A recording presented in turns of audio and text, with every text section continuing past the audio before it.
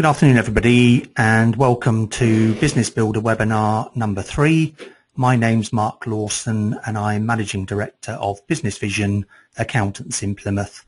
We specialise in helping businesses grow, and over the last 15 years, we've presented about 120 to 130 live seminars, and this is the third webinar on the exciting subject of auto-enrolment. So we'll be spending about 45 minutes of fun-packed information about auto-enrolment. So let me just run through what we're going to be covering in the next 45 minutes. We'll be looking at auto-enrolment. So if you see the initials AE, that refers to auto-enrolment. And we're going to look at when things are going to start to take place for you, when you need to start worrying about the things that you need to do, what planning you need to take, because there is quite a long lead-in time, in my view. What you need to do as employers and business owners, you have legal obligations. So we're going to run through those, not in great technical detail, but we will run through the basics so that you know enough to know what to do and what advice to take. And then we're going to run through very briefly at the end some ways in which we can help, mainly with some initial free bits and pieces that you're going to find useful. But also I'll quickly run through some services that we're already doing for some bigger businesses on auto-enrolment. So the first thing that you may have noticed on the government's advertising is their catchphrase, "We're all in." And the main point of automatic enrolment is given away in the word automatic, in that everybody is in who's supposed to be in, unless they decide to opt out. So it's not something that people are going to choose to go into. If they're eligible, they're going to be in from day one. And it's then up to the individual employee to decide that if they don't want to be in, they're going to have to go through a fairly laborious opt-out process. And as a matter of interest, just in case you're thinking that as an employer you'll be able to persuade some of your team not to bother to go in, it is a criminal offence to encourage or persuade members of the team, staff members, to opt out. It's not a process that you, the employer, can do anyway. Anybody who wants to opt out has to go to the government, get the relevant forms, and I've no doubt that they will be given a phone conversation very strictly informing them of what they're missing out on and finding out whether they've been encouraged to do so. So everybody who's eligible, and we'll discuss who that is in a few moments, everybody who's eligible is into auto-enrolment, and then it's up to them to decide whether they want to opt out. And in reality, given that their employers are going to be paying money into their pension scheme, it's unlikely that many will want to opt out unless they find their personal contributions too cumbersome and cutting into their net pay. The only other thing with the "we're all in" catchphrase is that it doesn't apply to business owners. So if you're a business owner stroke director, then you are exempted, provided that you don't have a contract of employment. Most business owner directors won't have contracts of employment because that stops them having things like dividends for tax planning purposes. So if you're a business owner, the good news is that as a director, you don't have to go in. You're not required to automatically enroll. Doesn't mean you shouldn't have a pension scheme, obviously, but you don't have to be into this particular system. So let's just quickly look at the impact and how business owners feel that this is going to affect them, because I think there's a few businesses out there that feel that this is going to be quite a big issue, and I think there's a lot of other people who've got their head in their sand or who think that it's just a couple of things that need to be done on a computer. So there was research done in the winter of 2012-13 with a number of business owners, and this is broadly the split of what their view was on the impact of auto-enrolment. So about a third said that they didn't believe it would have any impact on their payroll. About a quarter said that it would increase the reporting requirements, i.e. hassle, and then there was about 40% who had no idea what it meant at all. So if you're in that 40% still, then hopefully the next 45 minutes will give you some good guidance on exactly what the impact of automatic enrolment is.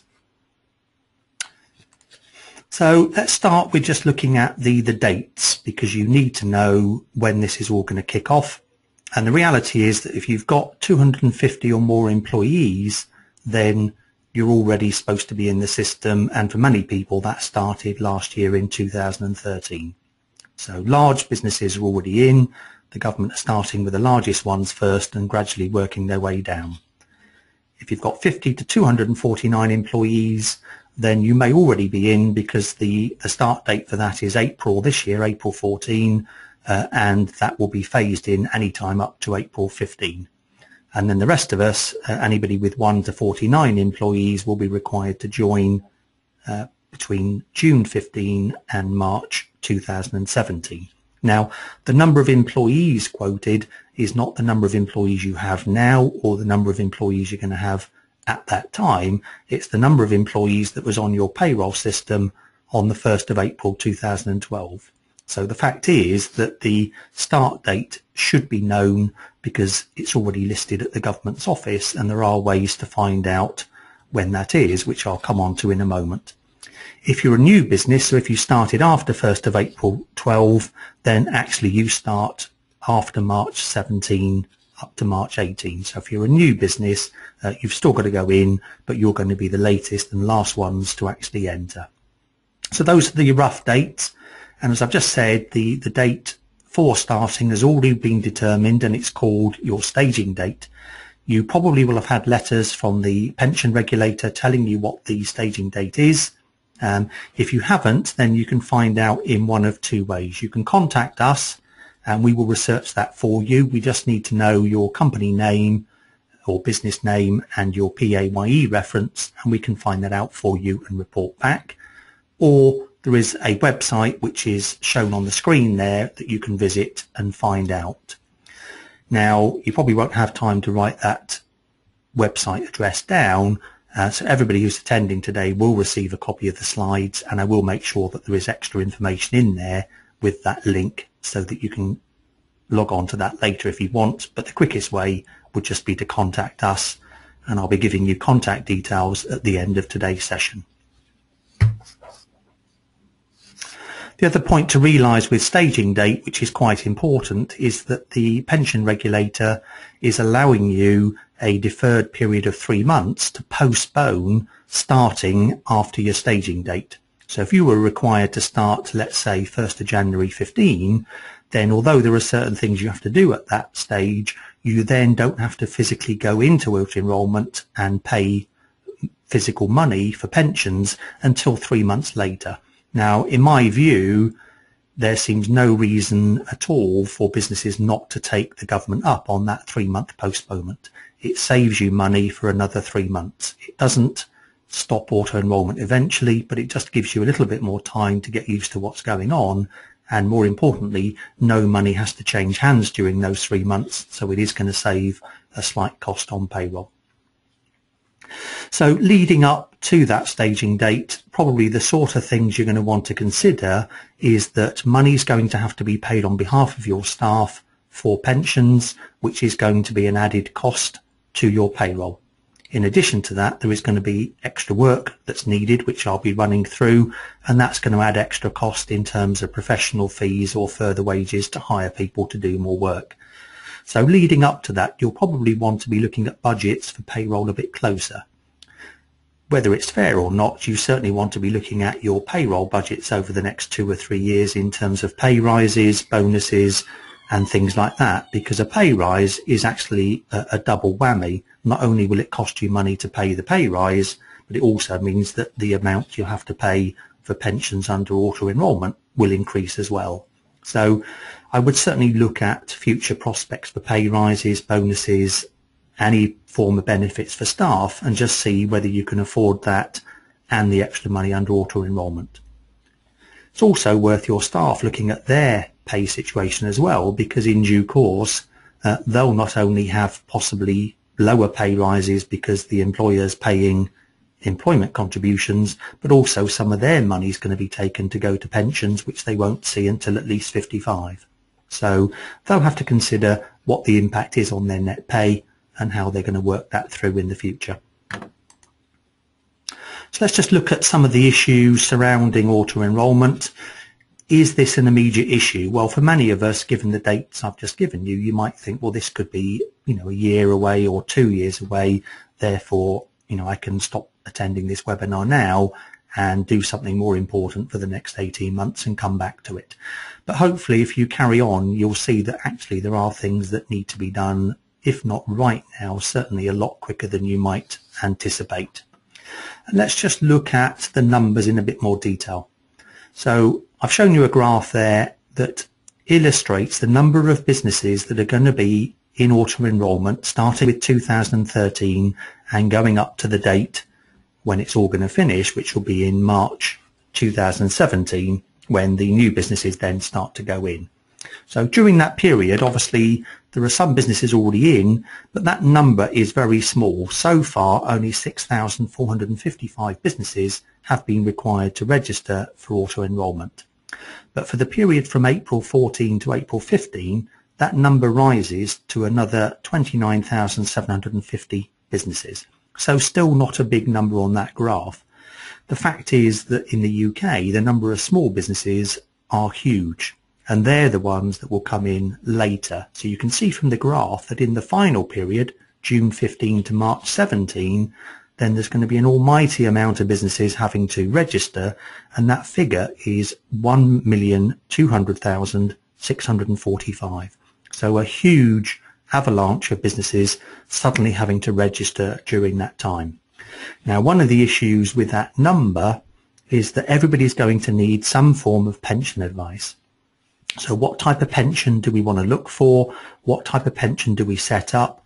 What are the logistics within the pension? There are some things that you can do to save money within the pension that I'll cover later.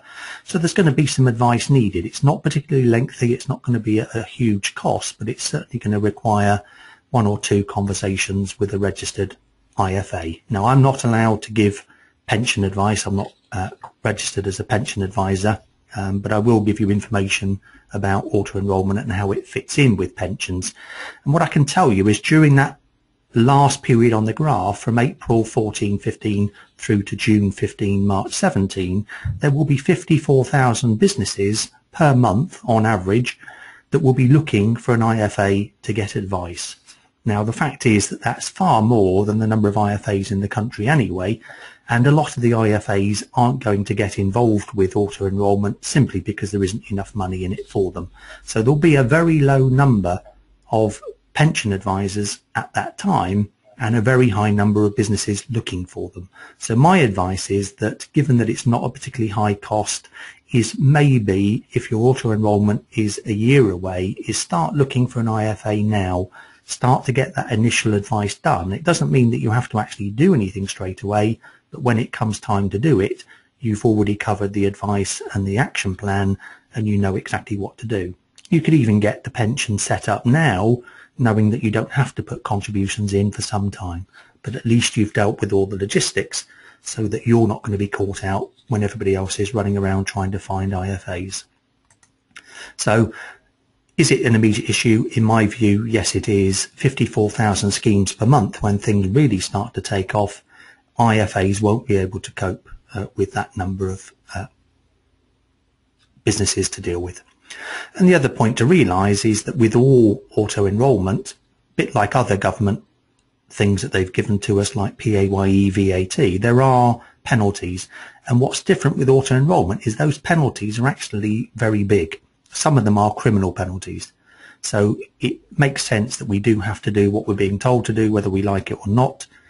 And we need to bear in mind that of the businesses that have already registered, which are going to be the big businesses, you know, the Marks and Spencers, the Lloyds of this world, they're already in it.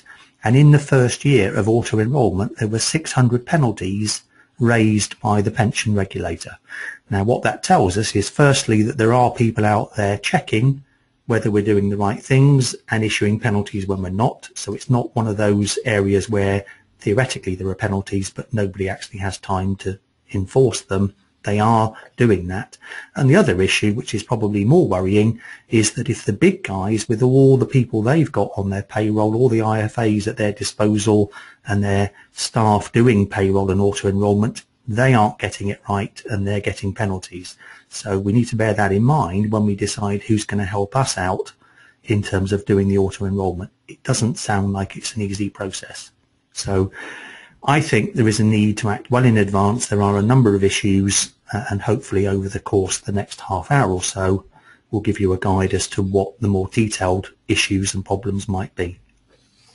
So speak to an IFA certainly, and as I say, at the end of the session I'll give you some guidance on how you can get a timeline and an action plan from us free of charge, so at least you know what the recommended dates are to start doing stuff. So as I said earlier, I'm not going to go into the very detailed technical information, partly because it would take up a lot more time than we have today, but also because I don't think anybody deserves to sit through 3 or 4 hours of detailed technical information about auto-enrolment. I'm going to give you the basics, what you need to do, and then at some point you're either going to get somebody else to deal with the very specific technical details and wash your hands of it, which is fine, or you can learn it in more detail over the course of the next year or two. So give you all the bits you need to know, but not very detailed information. If you have specific questions, then in the little control panel for GoToWebinar, there's a section where you can type in a question, and although I won't have time to answer that during the audio of today, somebody will get back to you in the next day or two with those answers, and even set up a phone call if that's what's required. So do type in questions if something comes to mind that I'm not dealing with. So let's look at employers' legal obligations. If you run a business, then these are the obligations that the law is saying that you need to do. So it's more red tape, more things you have to deal with, or more things you have to pay somebody else to deal with. So you have to enrol workers into a scheme. As I said earlier, the rule is that they're in unless they decide to opt out, and even then they have to go in first and then run paperwork to get out again. So all eligible workers have to be in. You have to provide information about the auto-enrolment system and particularly the pension scheme that they're going to go into to your workers. You then have to deduct the relevant pension contributions from their net pay and add on to that your own contributions and pay that across to the appropriate pension scheme that you've set up in a timely fashion. And again, there are severe penalties for not making those payments for obvious reasons. There's then a requirement, as with all of these things like payroll and RTI and VAT, you've got to keep detailed records to prove exactly what you've done and how you've done it. You've got to manage opt-out. So if somebody comes to you and says, I'm in your scheme, but I'd actually like to opt out, you then have to manage that and give them all the information to allow them to do it, but you're not allowed to encourage them to opt out. And the number of opt-ins will vary and change on a regular basis. So primarily people over 22 become eligible to join depending on their wages. So they might not be in now, and your job is that you have to check that when their 22nd birthday comes along, you then put them into the scheme. And when their retirement date comes along, you take them out. And there might be people who opt out who then decide that they want to opt in again. So all of that, all the ins and outs that will vary month by month, have to be dealt with by you or somebody you've instructed on your behalf. So do we think at this stage so far that this is all going to be relatively easy or quite hard? Well, I'll go through a few more bits that might answer that question for you. Each member of staff has to be assessed. So you have to assess your workforce to determine what their status is for auto-enrolment. So you have to find out whether they're supposed to be in auto-enrolment. If they're not, what are their facilities in order to being able to join or asked to join, and you need to tell them what those options are for them. You need to identify qualifying earnings, so you need to work out how much of their pay is going to be subject to auto-enrolment, and it may not be all the pay. We'll come on to that because there's some clever little things you can do with pay. So you need to identify what they're earning. You need to identify the relevant period that you're going to be running auto-enrolment on the qualifying earnings so that you know when and how to pay over. You need to give pension scheme advice to all your employees, and you need to continually assess. So that's the critical bit in terms of whether it's going to be easy or not. This is not a one-off exercise. It's something that has to be done on a continuous basis.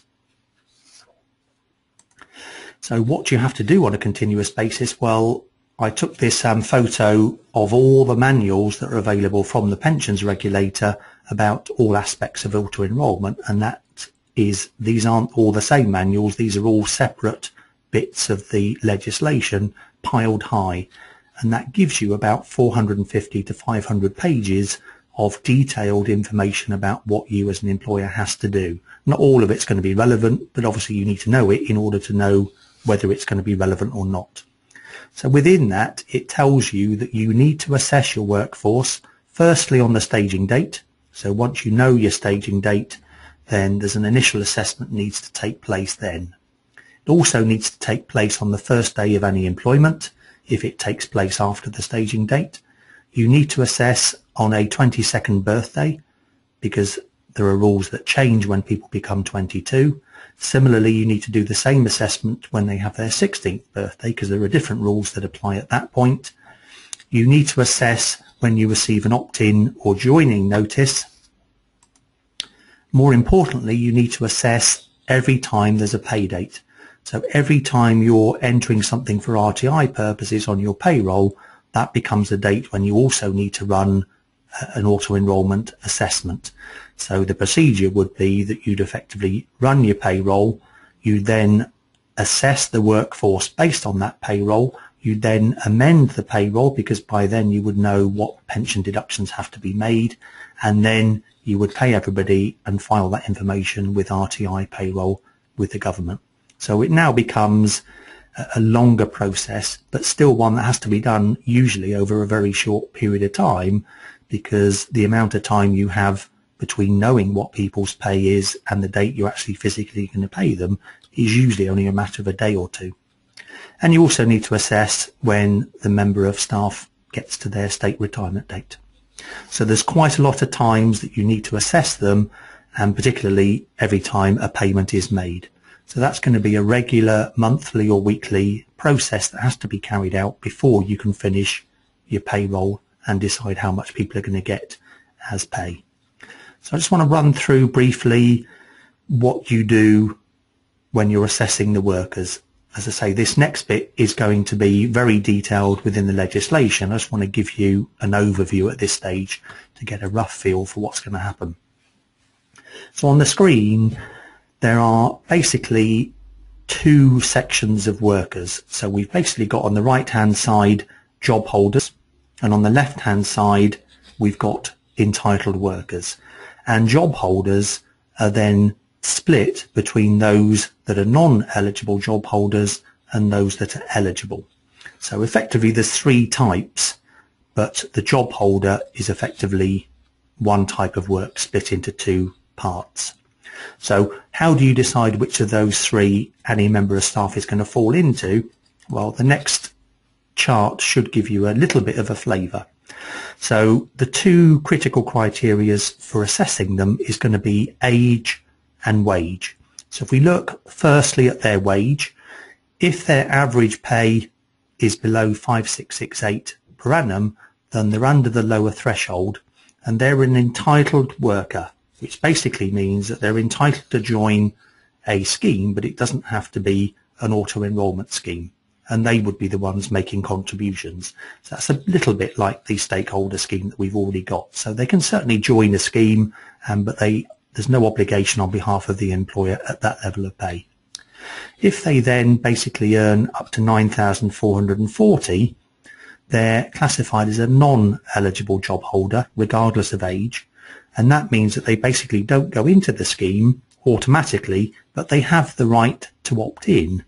And the reason they would know that they're a non-eligible job holder and have that right is because your obligations are to tell them that. So they aren't automatically in at that stage, but they have the right to say, even though I'm a low earner, I would like to be in. And then you've got everybody over 9,440, which is going to be, I would guess, the majority. And once they're over 9,440 per annum, you've then got to look at the age of these particular people and decide what category. So in the bottom right, you can see that I've broken down the age into 16 to 21. So even though they're earning high wages, if they're actually below 22, then they're a non-eligible job holder. which is the same as the level above, which means that they're not automatically included until they get to 22, but they can opt in. If they're between 22 and state retirement age, then they're an eligible job holder, which means they're automatically in until they get to state retirement age. So they're the ones that you have to put in straight away, no conversation with the employee other than to tell them they're straight in. And the only reason they wouldn't stay in is if they decide to opt out or they get to state pension age. And the bottom right one is that they're earning over 9440, but they're over state retirement age, which means that they're not eligible to go in. They're a non-eligible job holder, but they can still opt to go in if they want to at that age. So there's different categories there, and I say it's basically linked on age and wage. So you initially assess wage, and then for the, I call it high earners, but it's 9440, it's not particularly high, but if they're over that level, then you look at age to determine the categories. Now, that's a very simplistic overview of how that works, and you will need to run this in more detail, as I've said, on numerous occasions. But the good news is that that's something that can be done relatively easily with some comprehensive software. So let's just look briefly at qualifying earnings. So what do qualifying earnings count as? Well, largely that's going to be a combination of salary or wages. Commissions and bonus are potentially included, as is overtime, as is SSP, statutory sick pay, and statutory maternity pay, and also things like perks and so on. So qualifying earnings is broadly everything that they're earning. But there are certain plans and methods that you can use to pick and select some of those only, and I'll just run through in the next 5 minutes how that's going to work by looking at how much it is that you as an employer and your employees are going to have to pay. So on this chart, I've tried to make it as simple as I can, but it's not a simple process.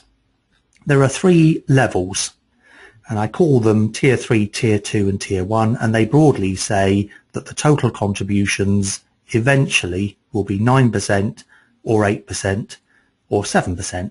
Now you're probably thinking, I'll have the 7% one, thank you very much, but the choice is not yours completely, and I'll come on to how you might be able to choose the lower one and what the benefits and disadvantages might be. But just for the moment, be aware that there are 3 tiers, and under each of those tiers, the percentage that you, the employer, pay and the employee pay will gradually start with a low figure, and by 1st of October 2018 will grow to the figure that the government have in mind. So if we take, for example, the top one, Tier 3, at the moment, if you already passed your staging date, so once you're in at the moment, it's a 2% employer contribution and a 1% worker contribution. So the total amount being paid is 3%, 2 coming from you, the business owner, 1 from the team member. From October 17, that will rise to a figure of 3% from the business and 3% from the employee, giving a total of 6. And then after October 18, that will go up to the final figure, hopefully, of 4% from the employer and 5% from the employee, total of 9, which is why we call it the 9% level. So the same principle applies to all the other tiers. So looking at the bottom tier, if you're already in, past your staging date, then the figures are 1% from the employer, 1% from the employee, and that's going to eventually rise to 3% employers and 4% employees. That's a total of 7% for the 7% scheme. Now, clearly, if you had a choice of just going for Tier 3, Tier 2 or Tier 1, you'd probably go for Tier 1 because that's the lowest cost for you and also the lowest cost for your employee. But the trick is that for each tier, you include certain levels of pay. So if you're going to go for Tier 1, the 7%, that has to be applied to all your team's qualifying earnings. So everything they get paid, bonuses, commission, SSP, SMP, that 7% will apply to total earnings. So it's 7% on a bigger figure. If you go down the 8% route, then that 8% route has to be applied to 85% of the total earnings, including commission and so on. And then tier 3 is basically just your basic pay. So tier 3, although it's 9%, it doesn't apply to things like commission, bonuses, statutory sick pay, and so on. So there's obviously a fair bit of mathematical calculation to be done there.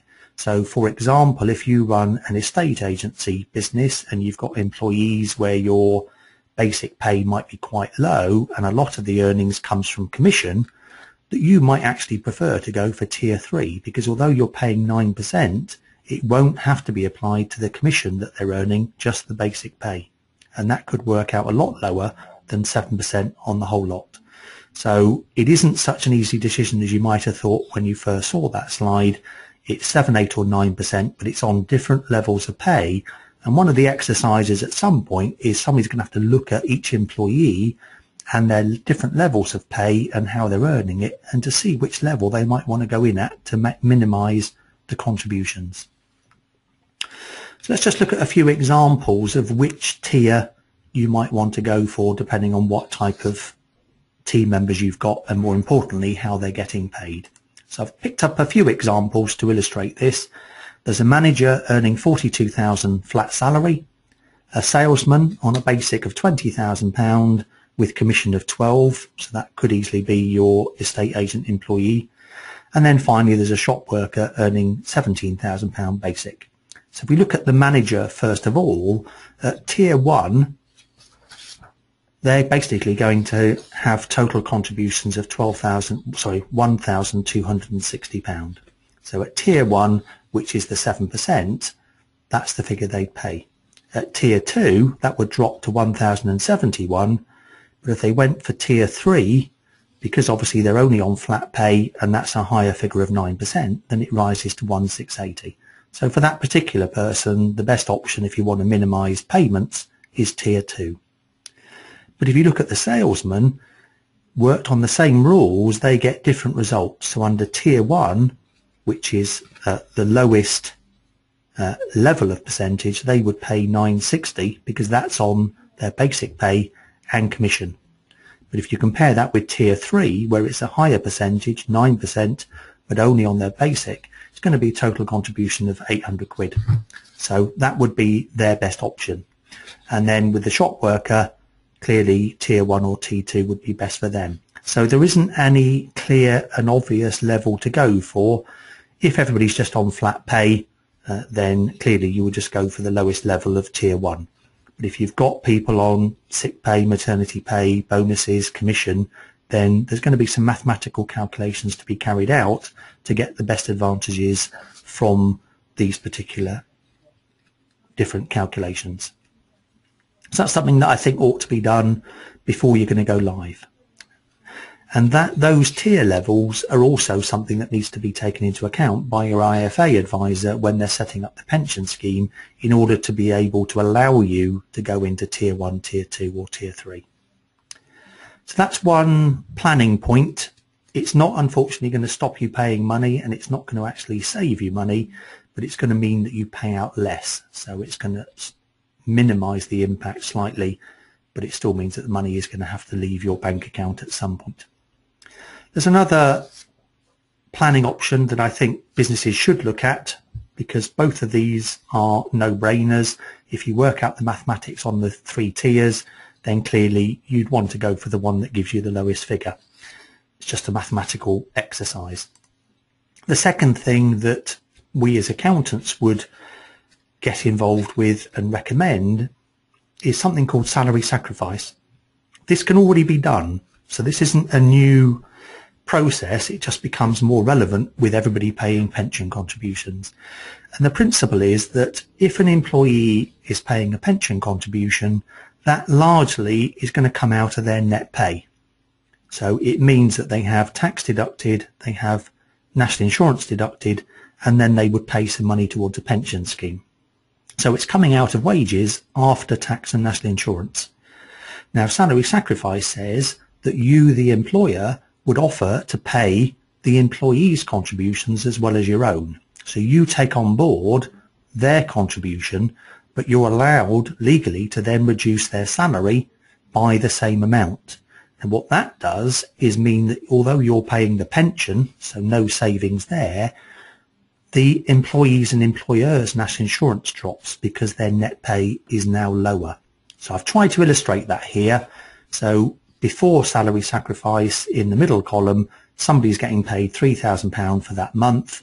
Their contributions are, say, 2%, so they're paying £150, and they would have tax of £403 deducted after taking into account tax relief on the pension, and the employee's NI would be £280, so their take-home pay is £2167.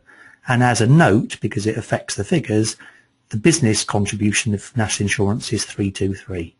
Now, if the owner then says, well, hang on there, what I'll do is I'll reduce your pay to £2,850 and I'll make your pension contribution for you.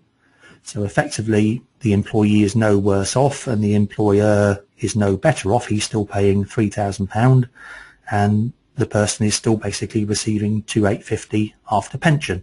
But the difference is in the payroll calculation. The tax doesn't change because pension contributions are tax deductible either way.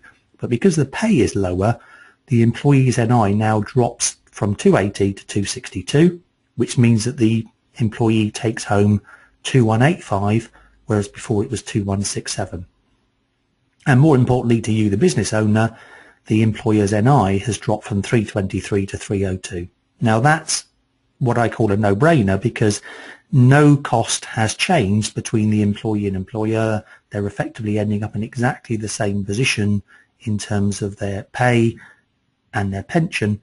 The only difference is what goes over to the taxman, and that is on employees and employers' NI. So there's absolutely no reason not to do that.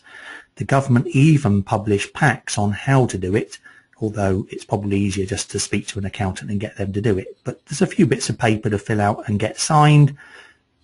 And if the employee agrees, and why wouldn't they, given that their net pay is going to go up, then that is government sanctioned. And once auto-enrolment kicks in, it's going to apply to everybody who's in auto-enrolment. So a no-brainer in my view, and something that just needs to be done in advance in order to save some money. So if you're looking at the tiers and saving money there, and you're looking at sacrifice and saving money there, the overall cost is not going to be nothing, but it's certainly going to be a fair degree lower than it would have been. And if you take that example I've just given you, if you've got 10 employees, then the saving for the employer will be about 4,680 quid, sorry, employer and employee, over the course of a year. So it's not insubstantial. So I'd salary sacrifice. If you've already got people doing pension contributions out of their own pay packet, you can start now. You don't need to wait for auto-enrolment. But certainly once auto-enrolment comes, there'll be a lot more people paying pension contributions personally because they have to by law. So salary sacrifice is going to become a quite major event as a one-off exercise.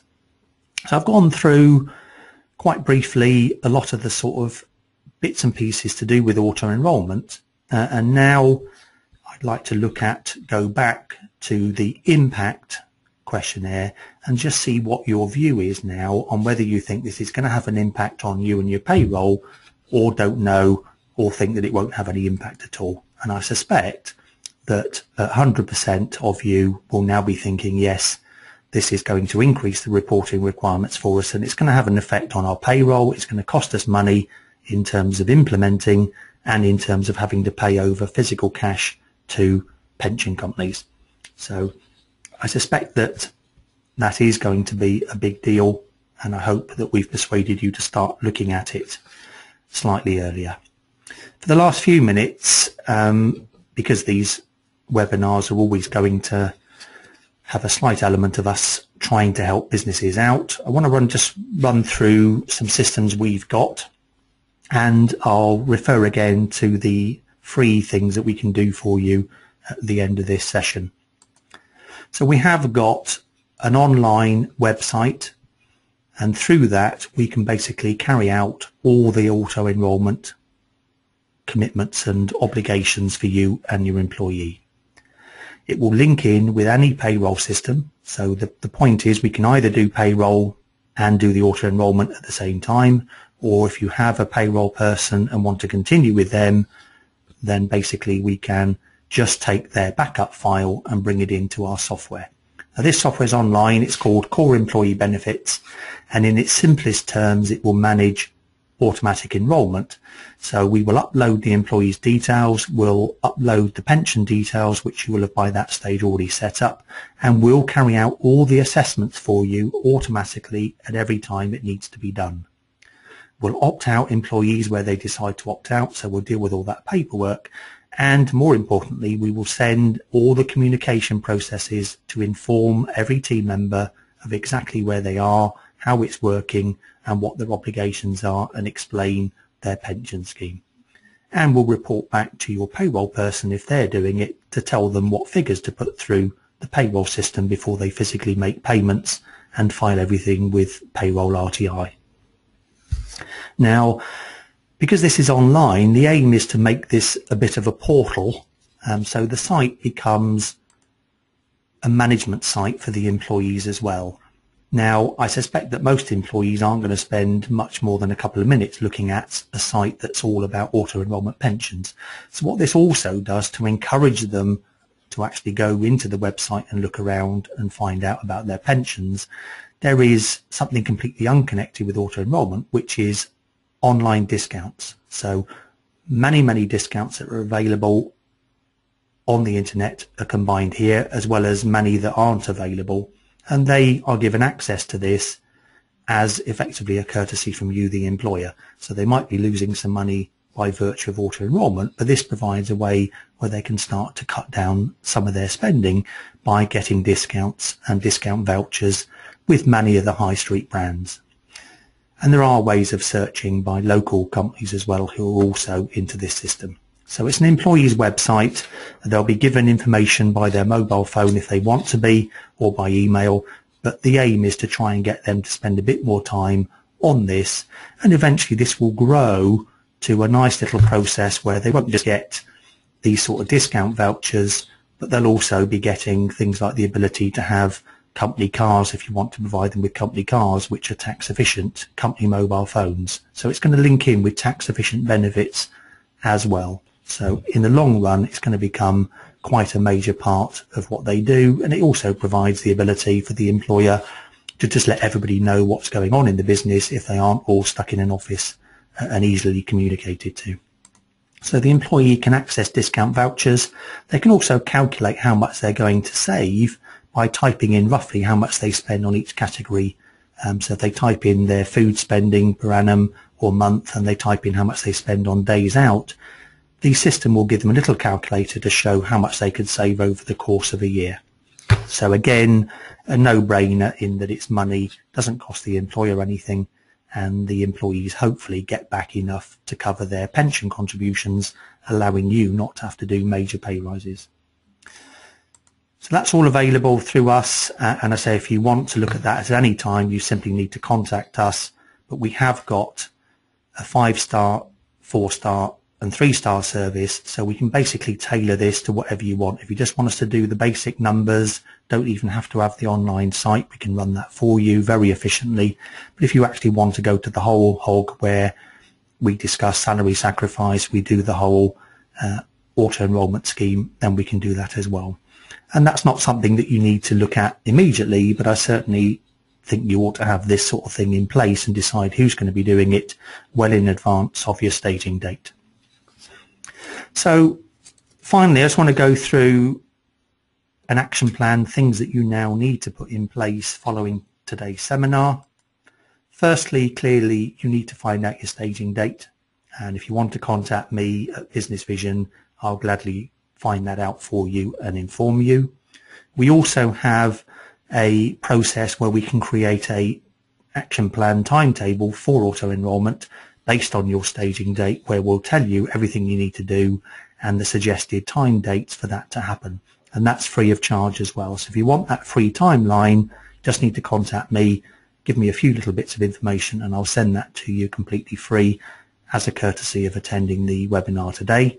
I'd also suggest that you get an IFA early. Now, our business, Business Vision, is a firm of accountants and business growth specialists, but we do have, surprise, surprise, a sister company called Money Vision that does pension advice, so we can provide as a separate bolt-on that IFA advice. You don't need to go to an external third-party IFA. We can still do that within the arena of our group of practices. So again, we can get that set up for you, and the person who would do that would be quite happy to have a free meeting initially to discuss how it's going to affect you and initial requirements. And then I think finally you need to plan who's going to do all this work for you. So who's going to do the auto-enrolment? It could be done to a large extent by your payroll person, but they're going to have a lot of detailed knowledge of all the requirements. And in my view, so far, not many payroll people are sticking their hands up and volunteering for this, which means you're either going to have to train somebody else up internally or outsource it. And again, that's one of the reasons for doing the webinar, is we're certainly in the marketplace for acting as the outsourcing people to help with this. So I hope you found that useful. I know with auto-enrolment that it's not going to be the sexiest subject alive, but it is coming and it's going to affect all of us to a greater or lesser degree. And I think because of the reasons we've already said, you need to start getting to grips with this earlier rather than later. Don't stick your head in the sand. So I appreciate your attention today. I'll just give you some contact details on the screen now as you're closing down.